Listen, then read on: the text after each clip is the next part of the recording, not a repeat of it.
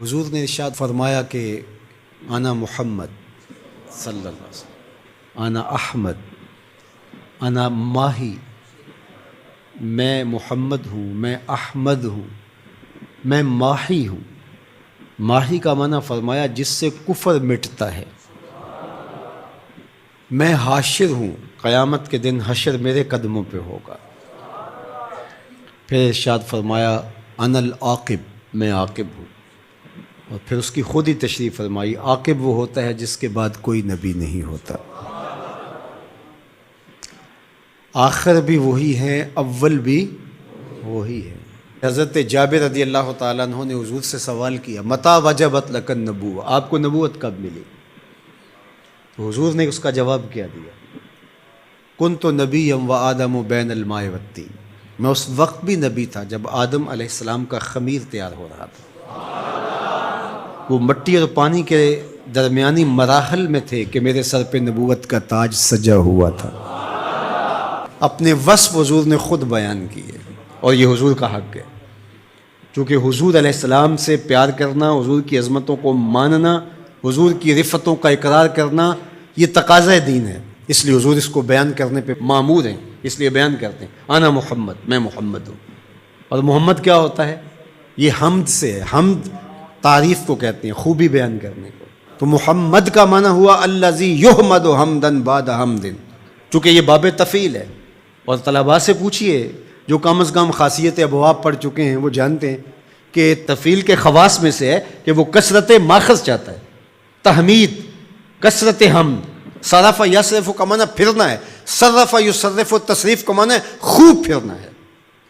تو یہ تفعیل پہ جب کوئی بھی چیز لے کر آئیں گے تو اس کے معنی میں کثرت پیدا ہوتی ہے۔ تو حامدہ یحمدو کا معنی حمد کرنا ہے، اور حمدہ یحمدو تحمید کا معنی خوب حمد کرنا ہے، اور اس سے محمد نکلا تو پھر اس کا معنی یہ ہوا الذی یحمد حمدا بعد حمد۔ محمد وہ ہوتا ہے جس کی بار بار تعریف کی جائے۔ قلم ٹوٹ جائیں تعریف پھر بھی ختم نہ ہو، سیاہیاں سوکھ جائیں تعریف پھر بھی ختم نہ ہو، کاغذ ختم ہو جائیں تعریف پھر بھی ختم نہ ہو، زندگیاں ختم ہو جائیں تعریف پھر بھی ختم نہ ہو، زمانے بیت جائیں، صدیاں لد جائیں تعریف پھر بھی ختم نہ ہو۔ محمد وہ ہوتا ہے تھک جائیں ہار کے ہاتھ باندھ کے کہیں لا یمکن الثناء کما کان حقہ بعد از خدا، بزرگ تو ہی ہم نے اپنے بڑوں سے سنا ہے، ایک اللہ ہی تم سے بڑا ہے۔ محمد وہ ہوتا ہے جس کی بار بار تعریف کی جائے، تعریف کی اپنی تعریف ختم ہو جائے، محمد کی تعریف ختم نہ ہو۔ الذی یحمد حمدا بعد، تو جو حضور کا نام ہی لے گا تو تعریف کرے گا، اس کا معنی یہ ہے۔ اچھا ہم لوگ تو جانتے نہیں ہیں عربی، لیکن عرب تو جانتے تھے کہ محمد کا معنی کیا ہے۔ تو ایک دن انہوں نے دارالندوہ میں بیٹھ کے میٹنگ کی، صحیح بخاری میں روایت ہے، انہوں نے کہا کہ عجیب آدمی ہو تم تو اہل زبان ہو نا، اور محمد بھی کہتے ہو اور عیب بھی لگاتے ہو، یہ کیا بات ہوئی؟ انہوں نے کہا یار بات تو ٹھیک ہے، کہا پھر ایک کام کرو، یا محمد کہنا چھوڑ دو یا عیب لگانا چھوڑ دو۔ انہوں نے کہا ٹھیک ہے، ہم عیب لگانا تو نہیں چھوڑیں گے، بغض تھا، بھرا ہوا تھا نس نس میں۔ کہا ہم نام بدل لیتے ہیں۔ جی بدل لیں، کیا بدلیں گے؟ کہا مزمم رکھ لیتے ہیں، معاذ اللہ۔ تو جس طرح باب تفعیل پہ محمد ہے حمد سے، اس طرح باب تفعیل سے ہی مزمم آتا ہے، اور یہ مزمت سے ہے۔ تو انہوں نے معاذ اللہ بار بار مزمت کیا گیا، اس معنی میں لفظ مزمم نام رکھ لیا۔ تو وہ اس طرح مزمم کہہ کے اپنے خبث باطن کا اظہار کرنے لگے۔ تو کسی صحابی نے سنا، دل دکھا، حضور کی خدمت میں آیا کہ حضور وہ مزمم کہہ کے گالیاں دیتے ہیں۔ تو آقا کریم نے فرمایا تم نے دیکھا نہیں ہے کہ تمہارے رب نے ان کا منہ کیسے پھیر دیا؟ یشتمون مزمما ویلعنون مزمما وانا محمد۔ وہ کسی مزمم کو گالیاں دے رہے ہیں، وہ کسی مزمم پر لعنتیں کر رہے ہیں، میرے رب نے مجھے محمد بنایا ہے۔ محمد ہوتا ہی وہ ہے جس کی بار بار تعریف کی جائے۔ ہم حضور علیہ السلام کے لیے حضور کی مدح کی کوئی مجلس نہ بھی قائم کریں، جب اللہم صلی علی محمد کہتے ہیں تو لفظ محمد ہی حضور علیہ السلام کا قصیدہ ہے، حضور کا نام ہی حضور کا قصیدہ ہے۔ اس لیے محمد محمد بولتے رہو، یہ زندگی کا وظیفہ بنا لو۔ یہ میٹھا نام ہے، یہ نام کوئی کام بگڑنے نہیں دیتا، یہ نام کوئی کام بگڑنے نہیں دیتا، بگڑے بھی بنا دیتا ہے نام محمد صلی اللہ۔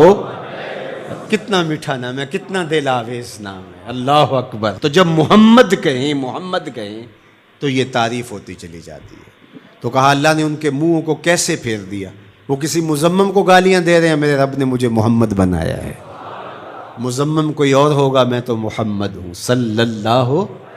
تو اب اس ضمن میں وہ الٹی لکیریں تراش کر کے کس کے خاکے بناتے ہیں؟ کیا وہ شکل میرے رسول سے مل سکتی ہے؟ ہو ہی نہیں سکتا، تو وہ کسی اور کے خاکے تراش رہے ہیں، میرے محبوب کا خاکہ تو تراشا ہی نہیں جا سکتا۔ خاکے کیسے تراشو گے؟ رخ مصطفیٰ ہے وہ آئینہ، کہ اب اس سا دوسرا آئینہ نہ کسی کی بزم خیال میں، نہ دکان آئینہ ساز میں۔ مثل تو تب بیان کرو گے مثال ہو تو، اس کی تو کوئی مثال ہی نہیں ہے۔ ڈھونڈو پوری کائنات، محمد کی مثال ہی نہیں ملے گی۔ رب نے تو اس پیارے کا سایہ بھی نہیں بنایا ہے، تو تم خاکے کہاں سے تراش لو گے؟ تم کسی مزمم کی بات کر رہے ہو، محمد ہے، محمد ہے، محمد کے خاکے تراشے نہیں جا سکتے، محمد کی شبیہ بنائی نہیں جا سکتی۔ رب نے کائنات میں ایک ہی محمد بنایا ہے، مثل او در عالم مقام متصور نیز، اس کی مثل بزم عالم میں ممکن ہی نہیں ہے۔ خدا نے وہ سچا ہی پن چھڑیا ہے جدے وچ محمد نو ٹالیا سی۔ حسینہ جمیلاں دا منہ موڑ دیتا، محمد بنا کے قلم توڑ دیتا۔ یہ کس کی لکیریں تلاش رہے ہیں؟ یہ کس کے خاکے بنا رہے ہیں؟ میرے محمد کو رب نے بے مثال بنایا ہے۔ کوئی مثل نہیں ڈھولن دی، کوئی مثل نہیں ڈھولن دی، چپ کر میرے علی اتھے جا نہیں بولن دی۔ یہاں تو لفظ بھی گنگ ہو جاتے ہیں، یہاں تو لفظ بھی ساتھ چھوڑ جاتے ہیں۔ تیرے جلووں کے آگے ہمت شرح و بیان رکھ دی، تیرے جلووں کے آگے ہمت شرح و بیان رکھ دی، زبان بے نگاہ رکھ دی، نگاہ بے زبان رکھ دی۔ جس نے دیکھا ہے وہ بول نہیں سکتی۔ حضرت عمر بن عاص رضی اللہ تعالیٰ عنہ، صحیح بخاری اٹھائیے، ان سے تابعی جا کے پوچھتے ہیں، تو وہ رونے لگے، دیوار کی طرف رخ کر دیا اور روئے اور خوب روئے، اور پھر رخ پھیرا تو آنے والوں سے کہا کہ لو سئلت ان اصفہ ما اتقت، اگر تم مجھے یہ پوچھنے آئے ہو نا کہ حضور کیسے تھے، اللہ کی قسم میں طاقت نہیں رکھتا۔ یہ کون کہہ رہا ہے جو شام سویرے دیکھتا رہا؟ پیر وارث شاہ نے بھی قلم توڑ ہی دیا۔ جنہ ویکھیا نہیں ہو کرن گلاں، جنہ ویکھیا ہو تے بول دے نہیں، جنہ ویکھیا نہیں ہو کرن گلاں، جنہ ویکھیا ہو تے بول دے نہیں، جڑے محرم راز حقیقت دے ہو راز حقیقت کھول دے نہیں۔